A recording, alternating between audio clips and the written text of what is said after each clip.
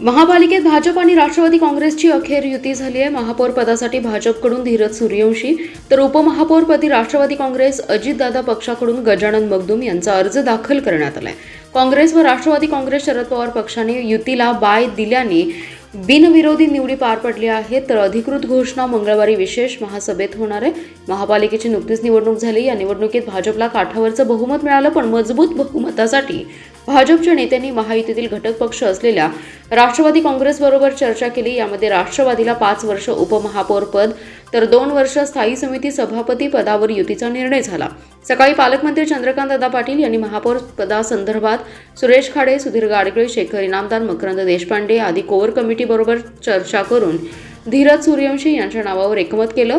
सूर्यवंशी यांचा महापौर पदासाठी अर्ज दाखल केला। त्यांनी 2 अर्ज दाखल केलेले आहेत। एका अर्जाला संदीप आवटी सूचक तर संतोष पाटील यांचे अनुमोदन आहे, तर दुसऱ्या अर्जाला निरंजन आवटी सूचक तर दयानंद खोत यांचे अनुमोदन आहे। तर उपमहापौर पद हे राष्ट्रवादी काँग्रेसला दिले। उपमहापौर पदासाठी गजानन मगदूम, विष्णू माने, रेश्मा चौधरी यांच्यासह 6 जण इच्छुक होते। निवडीसाठी मंगळवारी 10 फेब्रुवारी रोजी विशेष सभा होणार आहे। या सभेत अधिकृत निवडी जाहीर करण्यात येणार आहेत। महापालिकेच्या निवडणुकीत भाजपने 39 जागा जिंकल्या होत्या, पण हे काठावरचं बहुमत होतं। त्यांनी राष्ट्रवादी काँग्रेस अजितदादा पक्षाला सोबत घेण्याचा निर्णय घेतला। महापौरपद भाजपला तर राष्ट्रवादी काँग्रेसला उपमहापौरपद दिले गेले। भाजपचे 39, राष्ट्रवादीचे 16 असे 55 चे मजबूत संख्याबळ भाजप राष्ट्रवादी युतीकडे झालंय।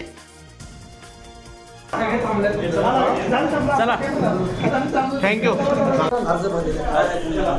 आज भारतीय जनता पार्टीनं महापालिकेची निवडणूक झाल्यावर, महापौरची निवडणुकी जाहीर झाल्यावर आमच्या कोर कमिटीनं, आमच्या नेत्यांनी आणि विशेष करून पालकमंत्री चंद्रकांतदादा पाटील यांनी मला महापौर पदाची संधी दिली आणि आज अर्ज भरण्याचा सर्व नेत्यांच्या समवेत जो मान दिला आणि जो महापौर म्हणून आज अर्ज भरलेला आहे, त्यासाठी सर्व नेत्यांचं, पालकमंत्र्यांचं मी मनापासून आभार व्यक्त करतो।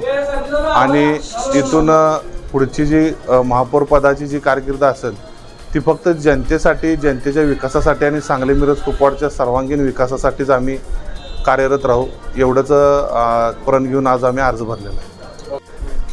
आज या उपमहापौर पदासाठी राष्ट्रवादी काँग्रेस पार्टीने मला माझ्यावर विश्वास दाखवला व कुपवाड शहरावर विश्वास दाखवला।